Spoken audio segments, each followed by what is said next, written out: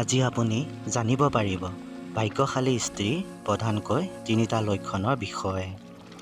লক্ষী চৰিত্ৰৰ পৰা বৰ্ণনা কৰা মতে তিনিটা মূল লক্ষণৰ বিষয়ে সম্পূৰ্ণকৈ দিয়া হৈছে। আশা কৰিছোঁ ভিডিঅ'টো সম্পূৰ্ণকৈ চাব। এসময়ৰ কথা, ভগৱান শ্ৰীহৰি আৰু মা লক্ষী দুয়ো কথোপকথনত শ্ৰীহৰি বিষ্ণুৱে লক্ষ্মী মাক সুধিলে, দেৱী বুজাই কোৱাচোন, তোমাৰ কৃপা পাই ভাগ্যশালী হোৱা স্ত্ৰীসকলৰ লক্ষণসমূহ কেনেধৰণৰ হয়?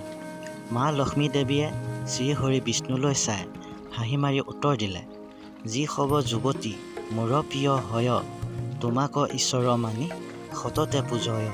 অৰ্থাৎ প্ৰথম লক্ষণটো হৈছে, যিসকল যুৱতীয়ে বা স্ত্ৰীয়ে ভগৱানক মানে, ভগৱানক ভাল পায়, ঈশ্বৰক বিশ্বাস কৰে আৰু ঈশ্বৰক পূজা আৰাধনা কৰে, সেইসকলৰ শৰীৰত এই লক্ষণটো দেখা পায়। যদি আপুনিও ভগৱানক ভাল পায় তেনেহ'লে আপুনিও নিজকে ভাগ্যশালীৰ দৰে ভাবিবলৈ পাৰে। নাভি সগম্ভীৰ সম দন্তপাতি যাৰ, সদা নাচা সৰু আমি শৰীৰ তাহাৰ। আপুনি নিশ্চয় বুজি পাইছে। নাভি চাই তো বুজি পাবই। যুৱতীসকলৰ দাঁতৰ উপৰি ভাগৰ আগদাঁত দুটাৰ মাজত যদি অকণমান খালী থাকে তেনেহ'লে তাইক ভাগ্যশালী বুলি কোৱা হৈছে।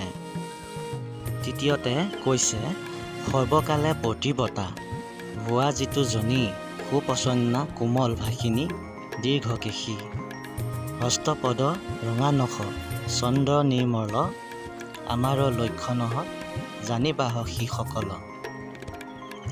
প্ৰতিব্ৰতা, সুপ্ৰসন্না, কোমল ভাষিনী আৰু দীঘল চুলি এনেধৰণৰ স্ত্ৰী সঁচাকৈ ভাগ্যশালী হয়।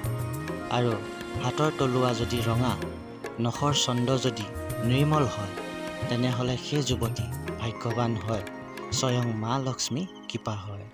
ভিডিঅ'টো চাই ভাল লাগিলে লাইক, শ্বেয়াৰ আৰু ছাবস্ক্ৰাইব কৰি ল'বলৈ নাপাহৰিব। ধন্যবাদ।